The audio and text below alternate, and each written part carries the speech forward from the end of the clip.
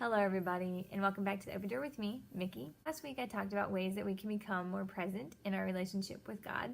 And today I just want to touch on a few things of how we can become more present to ourselves. And let me start off with saying why I think this is even important. In sacred scripture, when Jesus is questioned about which of the commandments is the greatest, he says that the two greatest commandments are, and the first is to love God above all else, and the second is to love your neighbor as yourself.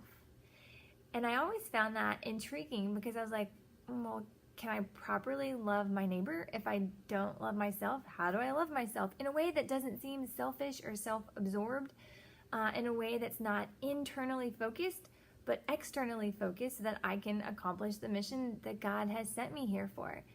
There's a certain element in our development as disciples of Christ to learn to love ourselves, to learn how to function in the only body that we have been given. It is important to dedicate a certain amount of time to the care of our bodies, to the care of our emotional state.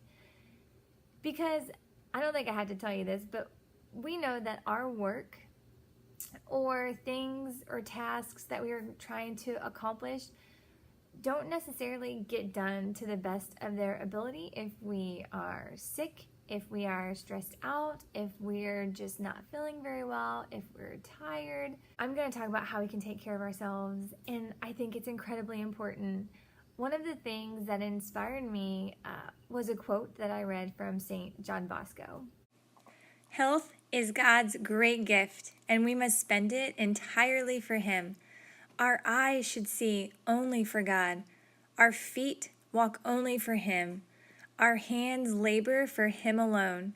In short, our entire body should serve God while we still have the time.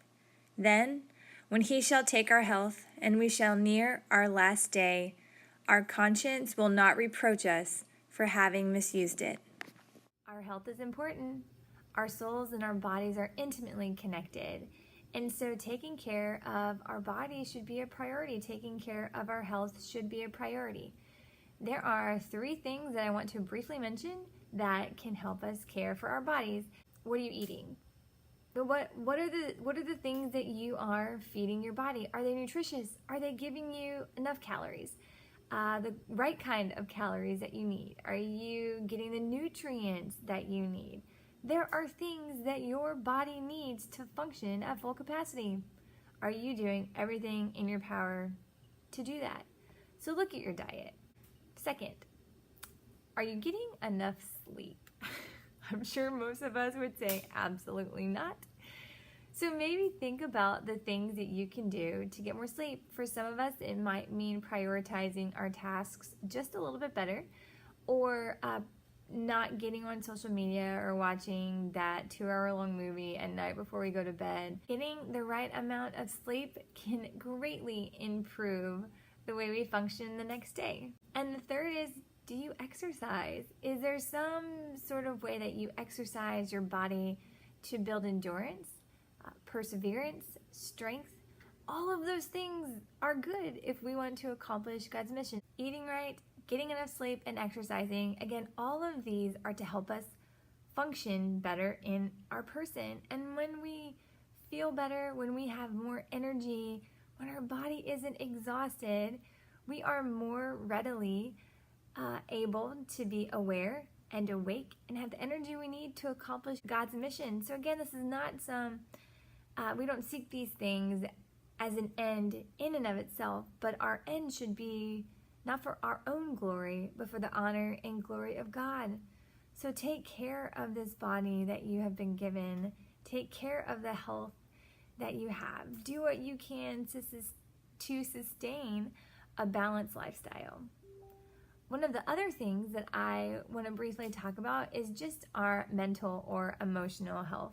Our mood, or how we feel, or stress, all of those things can impact our ministry, our mission that we are sent here to do.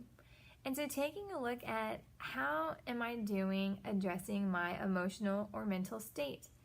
There are things that can come up in our lives that are extremely stressful. There are small stressors. You know, taking time to journal or to look at what are those situations in your life that trigger strong emotional responses. What are some things that have gone on in your past or that are going on right now that have a negative effect on your emotional state? And to really think about what you can do to improve that emotional state. And for some of us, it's just finding ways to engage in self-care, finding hobbies or activities that give our brains and our souls a little breath of fresh air. One of the things that I recommend is journaling. Become aware of who you are, those things that either stress you out or that cause strong emotional responses, and write those down and really try to come to a point of self-discovery of like, okay, this situation or this person or this thing makes me feel this way.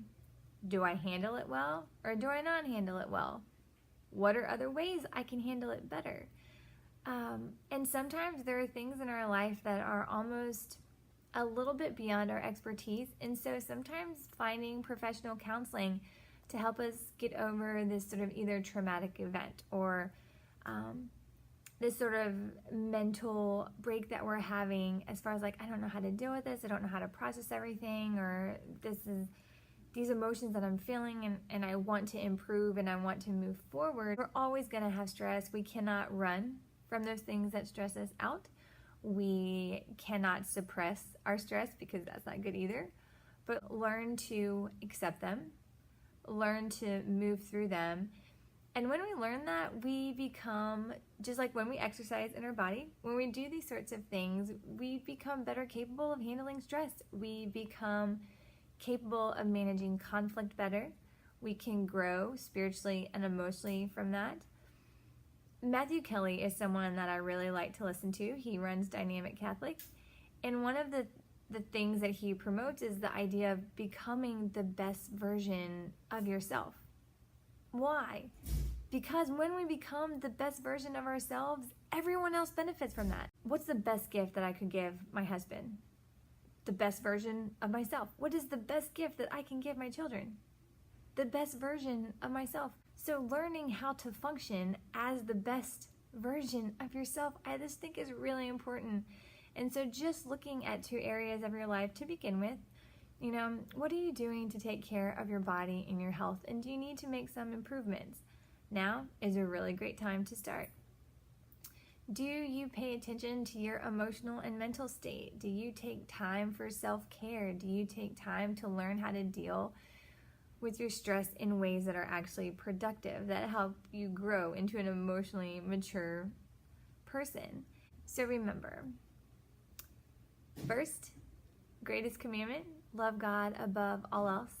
Second, greatest commandment is to love your neighbor as yourself. So today, go out there and figure out ways to love yourself, because the world desperately needs you.